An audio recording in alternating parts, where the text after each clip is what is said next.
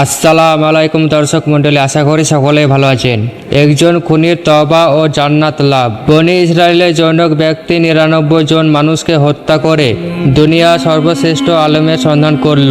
অতঃপর তাকে একজন খ্রিস্টান পাদ্রীর কথা বলা হলে সে তার নিকট এসে বলল যে সে 99 জন ব্যক্তিকে হত্যা করেছে।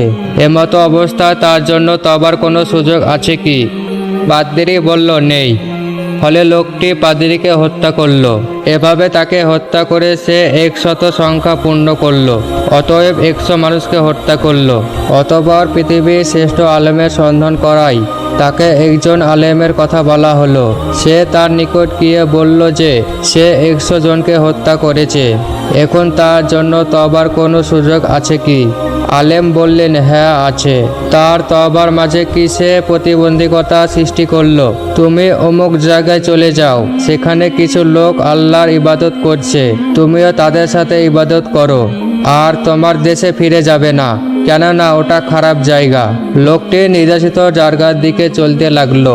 অর্ধেক পথ অতিক্রম করলে তার মৃত্যুর সময় উপস্থিত হলো। সে তার বক্ষ দেশ দ্বারা সে স্থানটির দিকে ঘুরে গেল।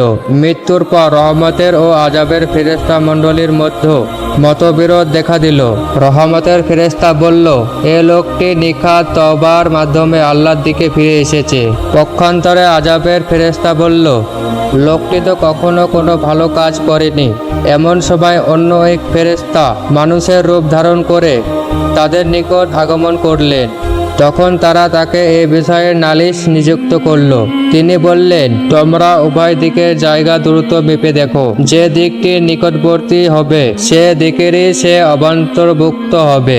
আল্লাহ তাআলা সামনের ভূমিকে আদেশ করলেন, তুমি মৃত ব্যক্তির নিকটবর্তী হয়ে যাও, এবং পেছনে ফেলে আসা স্থানকে আদেশ দিলেন, তুমি দূরে সরে যাও। অতঃপর জায়গা পরিমাপের পর যে দিকের উদ্দেশ্য সে যাত্রা করেছিল তারা তাকে সে দিকেরই এক বিখ্যাত পরিমাপ নিকটবর্তী পেল।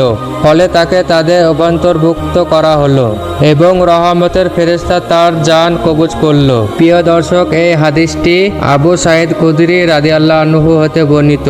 বুখারী হাদিস 3470, মুসলিম হাদিস 2766, মিশকাত হাদিস 2327। প্রিয় দর্শক, এই ঘটনা থেকে শিক্ষা নাম্বার 1, পাপী যদি পাহাড় পরিমাণও পাপ করে তবুও সে আল্লাহর রহমত থেকে নিরাশ না হয়ে খালেজ অন্তরে তওবা করে আল্লাহ তাকে ক্ষমা করতে পারেন।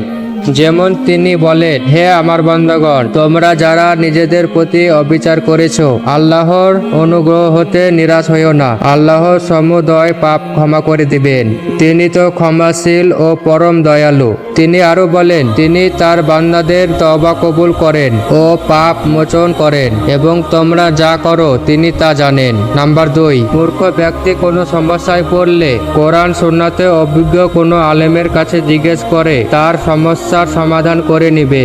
মহান আল্লাহ বলেন, যদি তোমরা না জানো তাহলে সুস্পষ্ট দলিল প্রমাণ সহ জ্ঞানীদের কাছে জিজ্ঞাসা করো। নাম্বার 3, কোনো বিষয়ে যথাযথভাবে না জেনে সিদ্ধান্ত দেওয়া যাবে না। আল্লাহ আমাদের সঠিক জ্ঞান প্রদান করুন, আমিন। প্রিয় ভাই ও বোনেরা, এই ধরনের ভিডিও পেতে আমাদের চ্যানেলটাকে সাবস্ক্রাইব করবেন। ইসলামিক ভিডিও, কিয়ামতের আলামত, নবীদের ঘটনা, ইসলামিক ইতিহাস এবং আরো অন্য ভিডিও পেতে আমাদের চ্যানেলটাকে সাবস্ক্রাইব করুন। আর কমেন্টে লিখে যাবেন আমাদের ভিডিওটি কেমন হয়েছে, আমিন।